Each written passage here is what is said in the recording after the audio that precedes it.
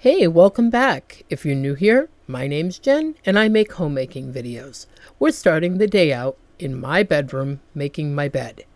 How many of you make your bed every day? When I was younger, a young mom, making my bed was pretty much a daily habit. But I'll admit that over time, I've gotten lazier about it.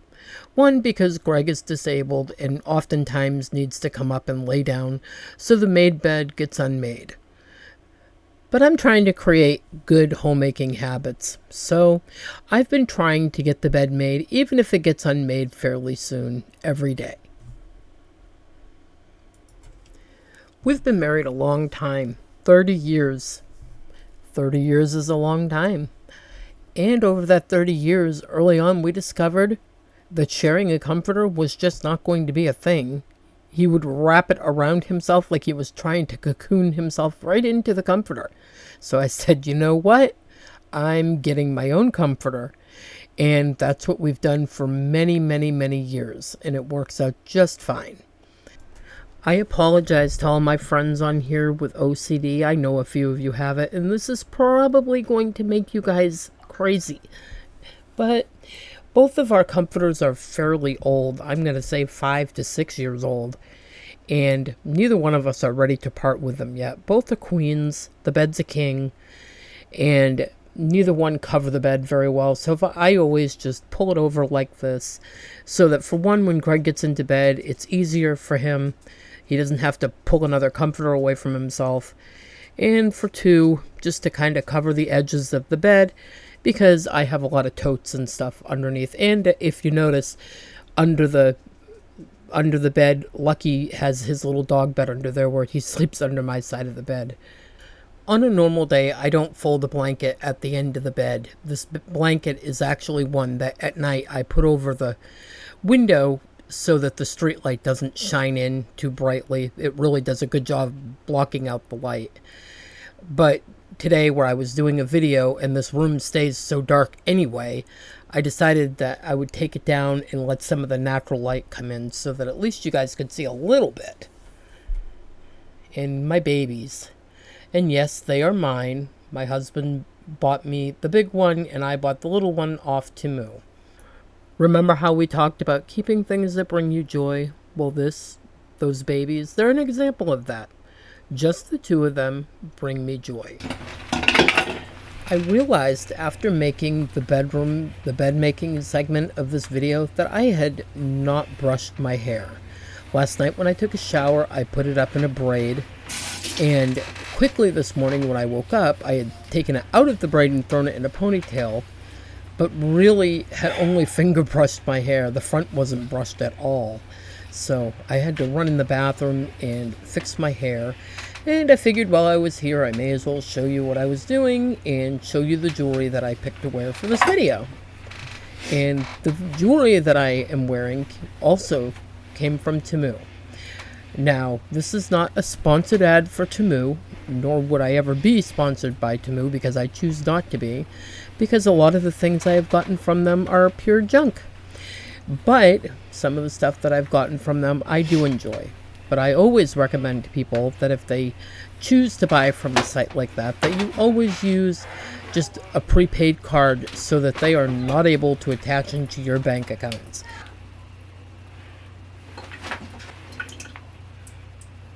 Now we are going to make some blueberry syrup for our pancakes. You need 2 cups of water,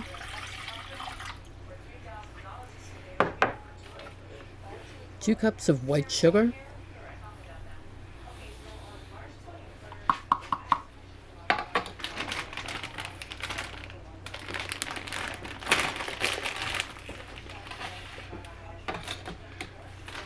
and 2 cups of blueberries. Now I am making this in its very simplest form. I am making this, it's going to be a very thin syrup. I do add a little tiny bit of flour into it, but generally that is not what you would put to thicken something like this. I wanted to thicken it very, very slightly, which I didn't even put enough in to do that. If you wanted to thicken it, you could mix some cornstarch in with some cool water, and towards the end you could slowly drizzle it in and see how much it needs to just thicken it very slightly. I can promise you it's not that much. And you would want to cook them on medium heat. Now moving over here, I'm making pancakes. I have always used the brand Crusties that come in the big bag. You can also buy them in smaller packaging. I don't really measure. I just pour it in till it looks like, and hope not to end up with pancakes for 100. With these blueberries, you are going to want to stir them every so often and watch that they don't overboil. I also wanted to add that you do not have to use frozen blueberries. If blueberries are in season, use fresh blueberries. It doesn't make a difference either way if you ask me, but if fresh is available, I'd use the fresh. And I'm going to measure my pancakes out in half-cup increments. I know some people do bigger, some people do smaller, but I've always just sort of done the half cup unless I was making them for really little kids. I remember when I was a little girl, I used to ask my mother to make $50 pancakes for me, the little tiny ones, and I always had her fry them in oil, and she used to make like dozens of them in a frying pan.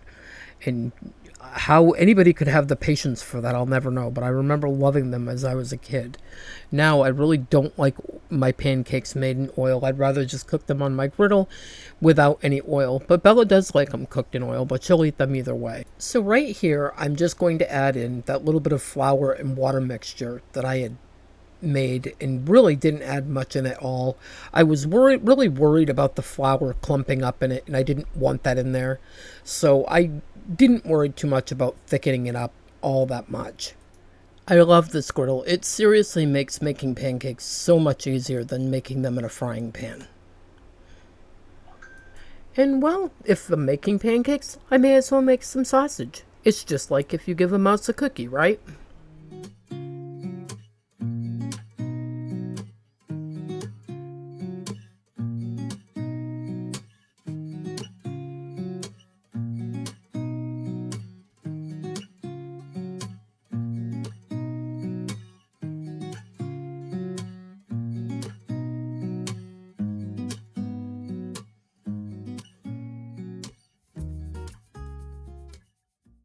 What do you generally do on Sunday afternoons? Do you stay around home and have a lazy day, go to church, go shopping?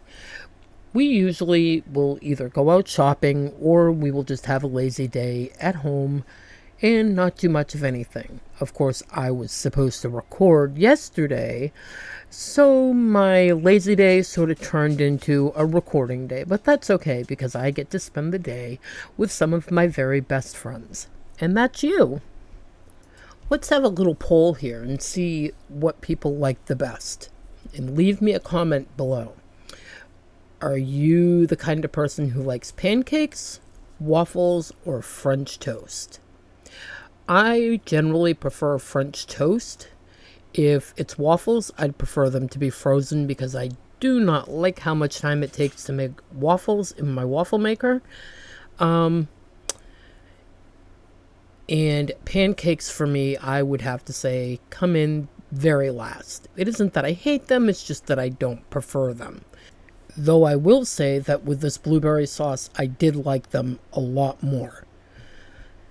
I'm thinking that the blueberry sauce would have been super good on French toast that was stuffed with cream cheese and blueberry jam. Maybe next time. I'm going to cook these sausage in my air fryer. And if you're ever wondering why you haven't seen an air fryer in my kitchen, it's because my microwave is a combination air fryer, microwave, and convection oven. And the only thing you have to be careful of is that you don't accidentally turn on the microwave with the air fryer parts in it. Ask me how I know. It makes an electrical storm. Isn't that cute?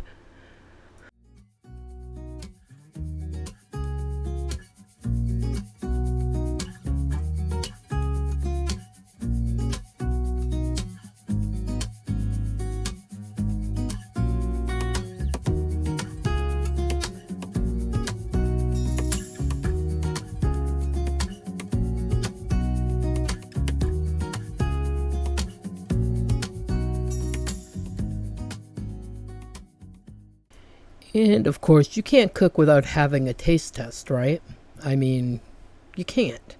And as you see, I'm on my third and I believe my last batch of pancakes. And believe it or not, we actually had a ton of blueberry syrup left over and quite a few pancakes left over too. So if you're not serving any kind of a crowd, you really could half this recipe and still maybe have some left over.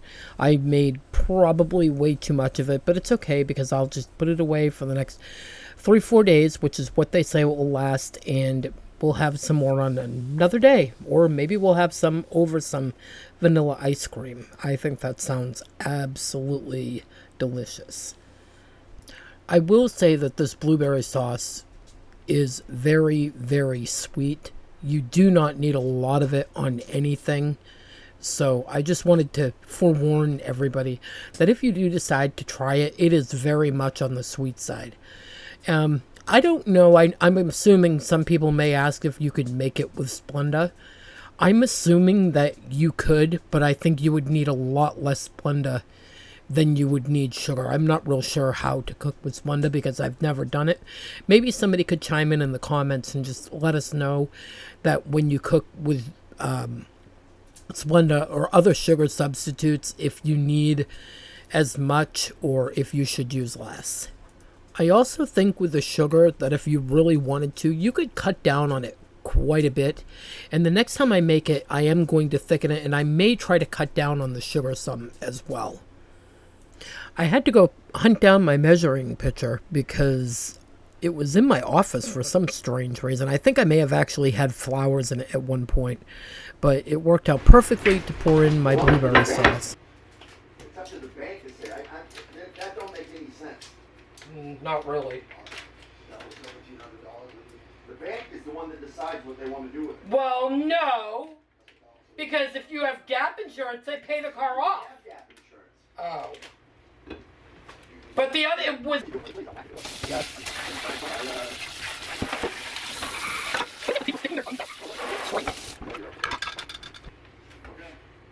Yeah, sure you could, buddy. She's all happy that she's going to keep the car. Go ahead. So you fixed it? Fix it. All right. And then you had... And it ain't ever going to be right again, no matter what. But, I feel like, I have to pay $300 for the debit card, for the rental car, and they called, she was so upset about that she had to pay money out of pocket, and I promised her wasn't going to do it. I suppose we wouldn't be the most fun people to watch TV with, considering our running commentary. I'm just going to grab some pancake syrup out of the fridge for Bella because she does not like blueberries. And normally we just keep this on hand for just in case because we keep maple syrup in the house for pancakes and waffles and the like. None of us are huge fans of pancake syrup, but it will do in a pinch. And there's the blueberry sauce leaking all over the place, but I think the little pitcher was perfect to pour this into. I get a lot of comments on my dishes. People either know that it's Pioneer Woman, but there's pieces that they've never seen before, and they all do come from Walmart, the ones that I've bought, but I've bought a lot of them online, and some of them were bought during like Black Fridays and stuff like that. And I think that they make certain little things during Black Fridays to sell for that specific time period. But that's what most of my dishes are. They're all made by Pioneer Woman. I'm a big fan of hers. The thing that makes me sad is I'm seeing less and less of her stuff showing up on Walmart and online. And I'll be sad when they do away with her line if they do. There were a couple things that drew me to her things that I really liked. One was that her products are all mix and match, and they're all many different shades and colors. And I like that because I really could not decide on a color theme that I wanted for my kitchen. And I kept buying these little things that were different colors. And before you know it, I got a whole bunch of different colors, but they're, nothing was really cohesive. And when I saw her stuff, it was like a light bulb came on. I'm like, with her stuff, I can pretty much have any color I want in the kitchen and it will work. And that's what I did. When I first moved in here, I used to have a rug down on the kitchen floor, which had big flowers and stuff that really matched the dishes, and it was cute. But eventually I did end up getting rid of it because it was just too much to have to lift it up and sweep and vacuum, and I was having to steam clean it because stuff was getting spilt. So I let go of the rug, but her stuff I really have enjoyed for many years, really since I moved here. I used to be a big collector of Pyrex. I used to have a lot of the old Corningware, and when we moved up here, I slowly got rid of all those pieces and switched over to the Pioneer Woman stuff.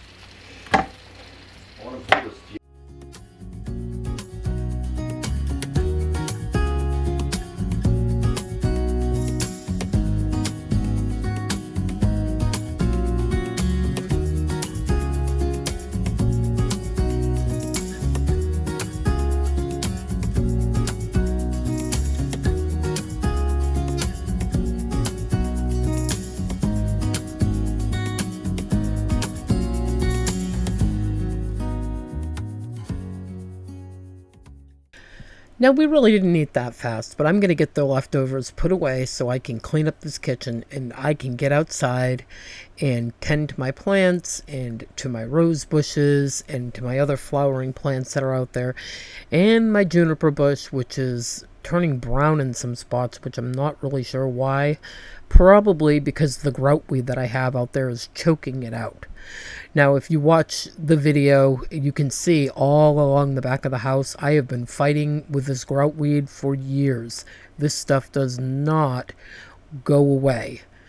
From what I've read, you can dig way down below where it grows. It's a tubular plant, and fill it in with new dirt, and hopefully you don't drop even one tubular part of it because it'll just keep growing back. I haven't even bothered. I'm thinking that possibly next year I'm going to try and get some weed blocker and block the stuff off for a few years before I even try to grow anything around it anymore, because besides the mint that took it over, I cannot get much to grow there with good luck, or to get it to return, because the stuff is just terrible. Not only do we have the groutweed out in the yard, which is invasive, we also have Japanese knotweed, which you can, I believe, when the scene comes up with me pulling the wagon over to the bin to throw the weeds out, it's right there. It's the real tall plants. When I was a kid, we used to call them bamboo, but it's actually Japanese knotweed. And we have Creeping Charlie, which is a flower, but it entwines itself around everything. And the only thing more invasive than the groutweed that I've found is I planted one little tiny mint plant and it just choked the groutweed right out. Maybe that's what I need to do, just plant mint everywhere around the house, and eventually it'll kill the groutweed and I'll have a whole new problem.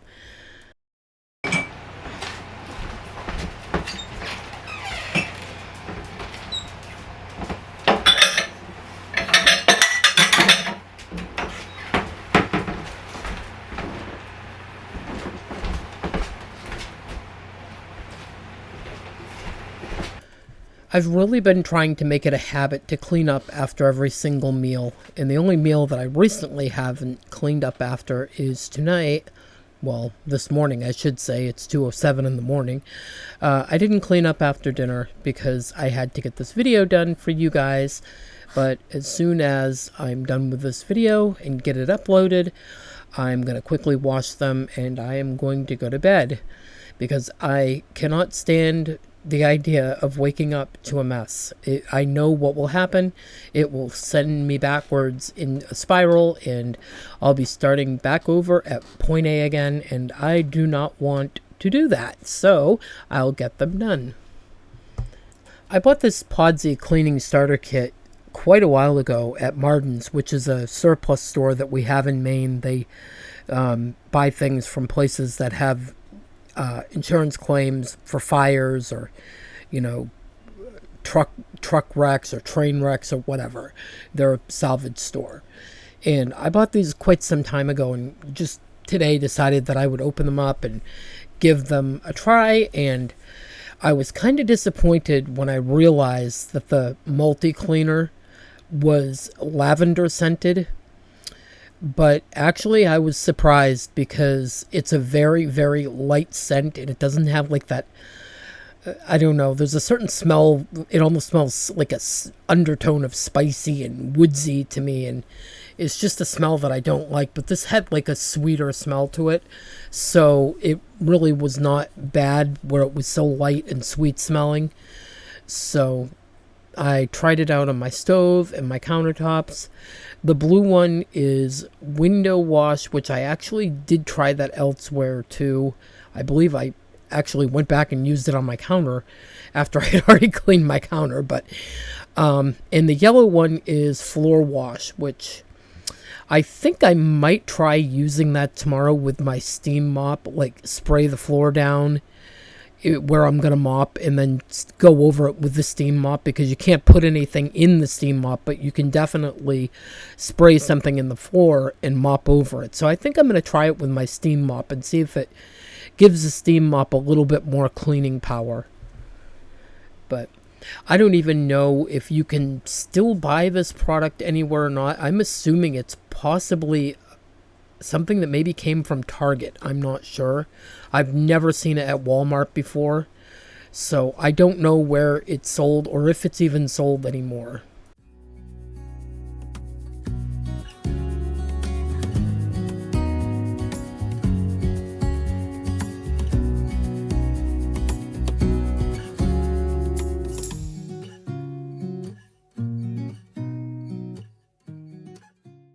Look at your girl pulling all the things out to wash the counter. Isn't that so much easier? I'm telling you, before I would have to fight to get in there to do these things, and now it's just so easy, except for the fact that my son left his soldering iron on the counter last night when he fixed a light for his dad, and I told him to pick it up, but he must have forgotten. So hopefully he'll see this video and it will be a nice reminder. Hey Trev, come get your soldering iron off my counter, please.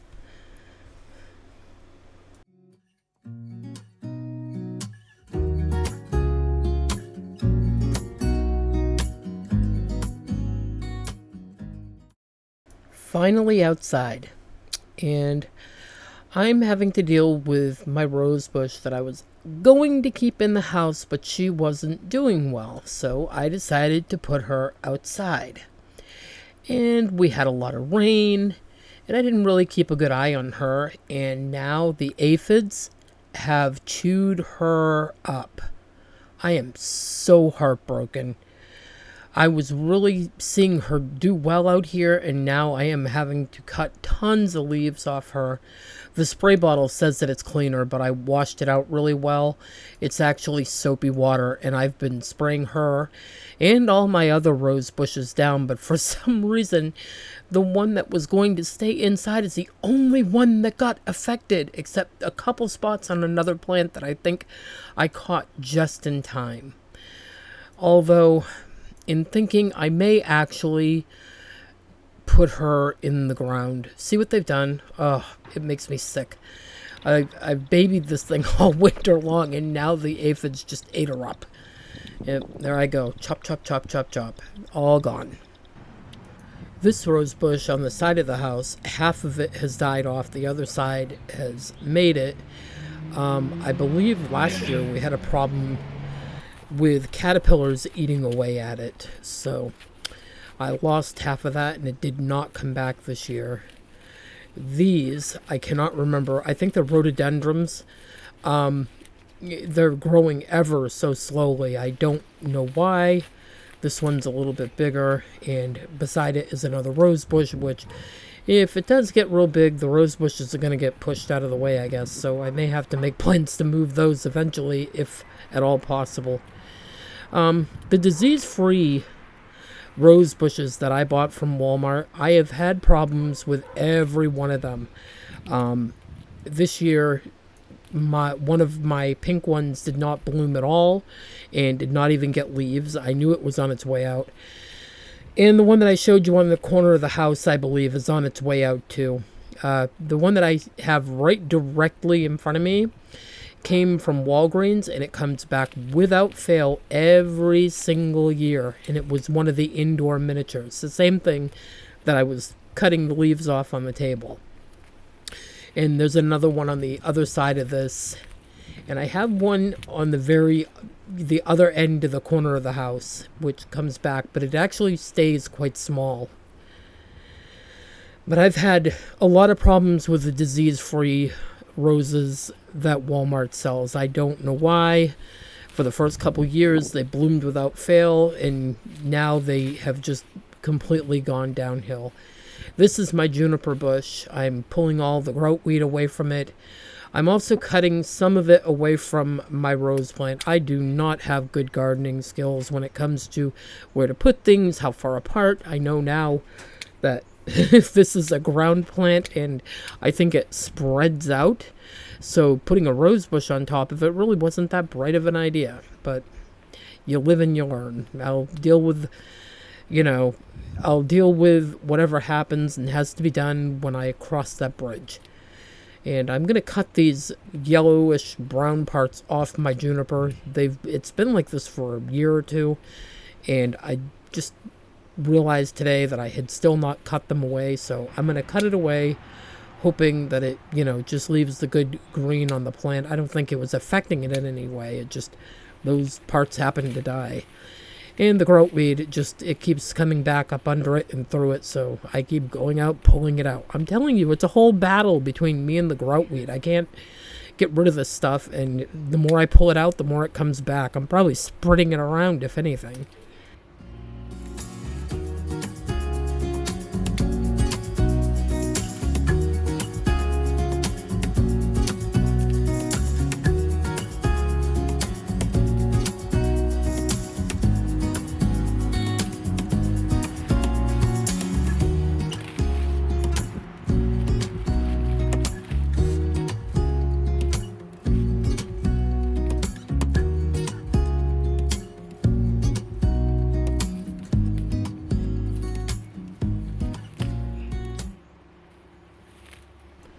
The first couple of years that we were up here, I put a lot of time and money into the flower garden around the house. But over time, with my husband becoming more and more disabled and really not having the money to invest into doing flowers around the house that were already pre-started, I sort of let it go, and you can tell that it's been let go, but I still do love my roses and seeing them bloom, and my rhododendrons, and I like coming out weeding. It's relaxing, it's alone time, me time, so I just do it to not let the grout weed completely win.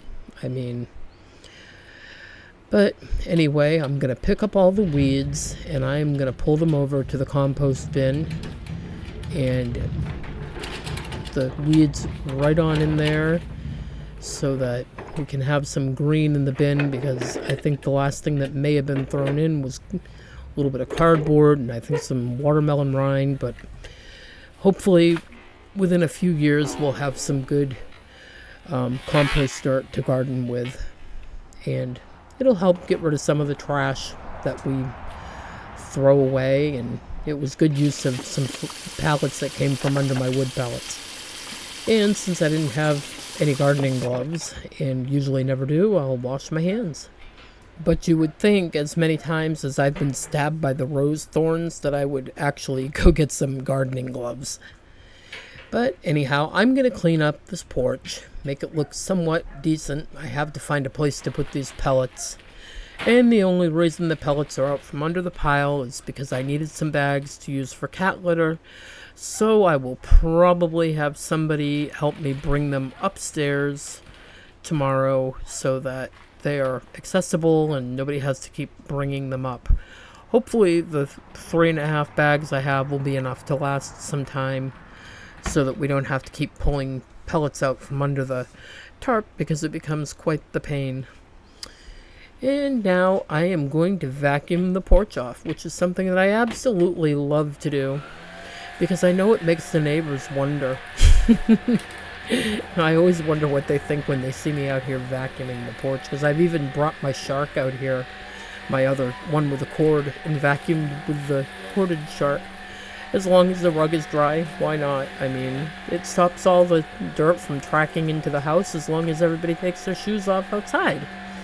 I've had this cordless shark vacuum for a couple of years and use it quite regularly, and I'm telling you, this little thing has taken a beating and it just keeps going. It keeps going and going and going. I have vacuumed up everything from the porch to dog fur, like from when I've cut the dog's dog fur, and everything in between, and I'm telling you, this little thing just keeps going and going. It's the best $119 I've ever spent. I actually got rid of a cordless Dyson to buy this one. I had the Dyson for a couple of days, and I took it back to get this one because the charge on the Dyson I was on the charger more than it was being used to vacuum.